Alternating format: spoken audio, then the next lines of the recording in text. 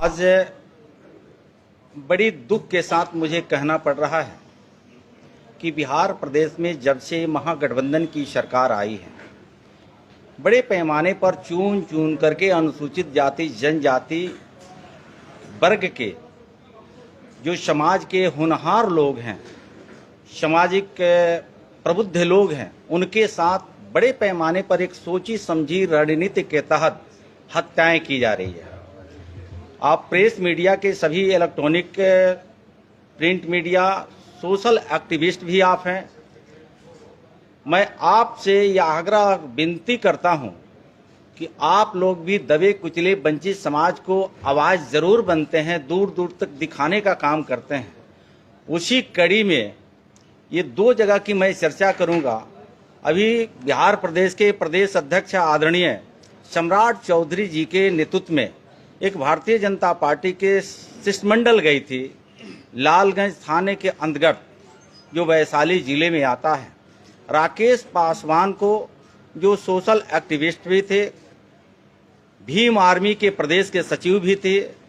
दलित सेना के भी उनके ऊपर दायित्व था और बाबा साहब डॉक्टर भीमराव अंबेडकर जी के विचारों को जन जन तक पहुंचा रहे थे,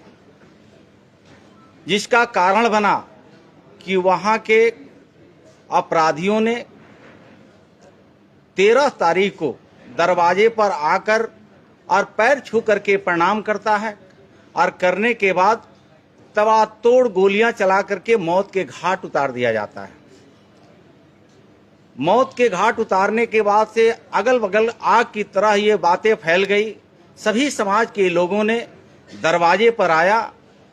और 13 तारीख से आज 20 तारीख हो गया। FIR तो हुआ है, लेकिन अब तक उस FIR के बदले किसी की गिरफ्तारियां नहीं हुई है। और मार्मिक बात है कि उस परिवार के लोगों ने राकेश पासवान के बड़े भाई मुकेश पासवान जिला पार्षद हुआ करते थे और मुकेश पासवान उस परिवार के ऊपर 16 में भी एक बार गोलियां चलाई गई थी और उस परिवार के लोगों ने वहां के स्थानीय DM और SP को आवेदन दिया कि हमारे परिवार के ऊपर जानलेवा हमला हुआ, गोलियां चली, सुरक्षा के लिए आर्म्स की लाइसेंस दी जाए।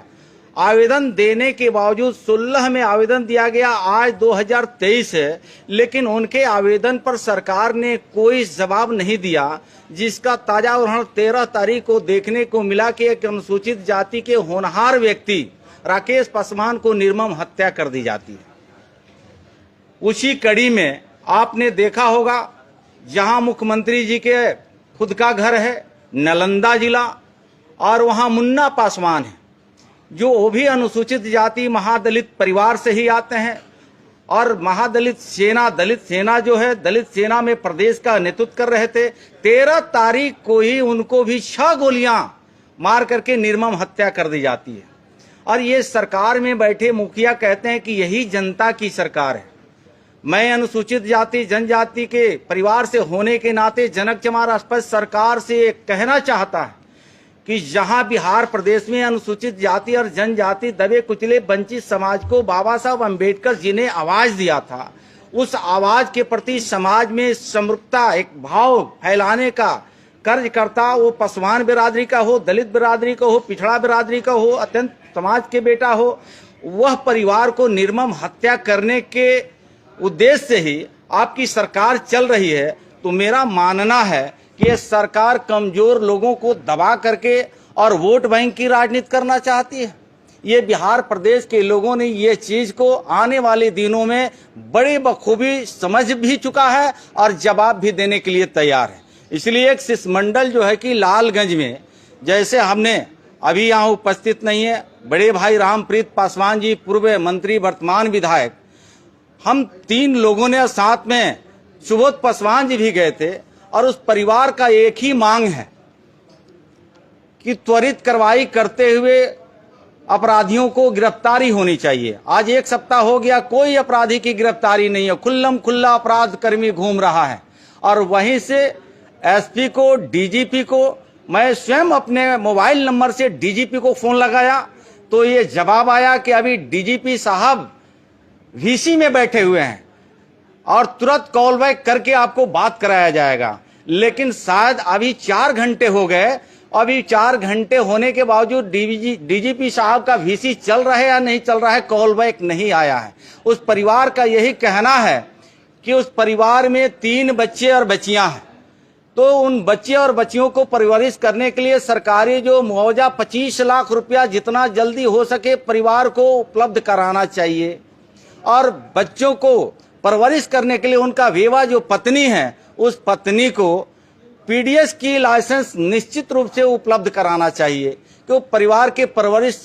हो सके। और इतना ही नहीं, राकेश पासवान की जब मृत्यु हो जाती है, अपराधियों ने हत्या करके चले जाते हैं और 100 को वहां के सम्मानित सभी समाज के लोगों ने जब दाह संस्कार करने के लिए लेके जाते हैं तो काफिला बन पड़ता है, और वो काफिले में हजार समाज के लोग खड़े होते हैं और बड़े पैमाने पर नारेबाजी करते हुए उनके अंतिम संस्कार के तरफ जब लोग बढ़ रहे थे, मन चले लोगों ने चौक चौराहे पर कहीं ना कहीं तोड़ फोड़ की बातें आ रही है। लेकिन जिसका नुकसान हुआ है, जिन दुकानदारों को टूट फूट की बातें आ रही है, वह दुकानदार व्यवसायी कहीं थाने में एक आवेदन नहीं दिया है, और खुद के वहां के पुलिस प्रशासन ने अपने मन से एफआईआर करके जो राकेश पासवान के शुभचिंतक थे, हित रिश्तेदार थे, अगल बगल टोले मोहल्ले के लोग बाबा साहब अम्बेडकर के अनुयायी थे,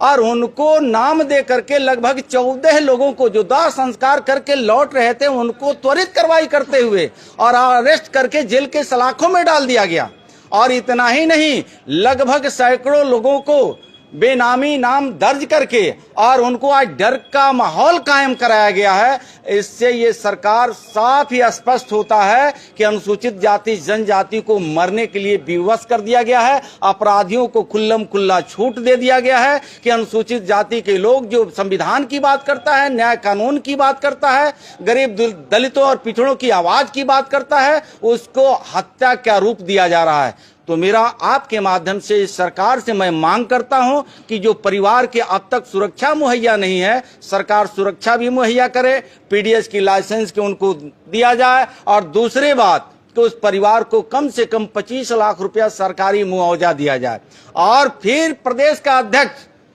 जो इधर नालंदा बिहार के मुख्यमंत्री मुन्ना पासवान जी की भी हत्या हुई है, एक शिष्टमंडल बहुत जल्दी नालंदा भी हम लोग जाने वाले हैं। और बिहार प्रदेश में जिस तरह से दलितों के साथ अत्याचार अन्याय बढ़ा है, जिसको मुख्यमंत्री नीतीश कुमार जी ने जनता की सरकार कहते हैं, यही जनता की राज है। मुख्यमंत्री जी बताएं कि क्या विवश है दलित समाज के लोग बाबा साहब के अम्बेडकर की बात न करें? बाबा साहब अम्बेडकर की बात करेगा? बाबा साहब अम्बेडकर के नाम पर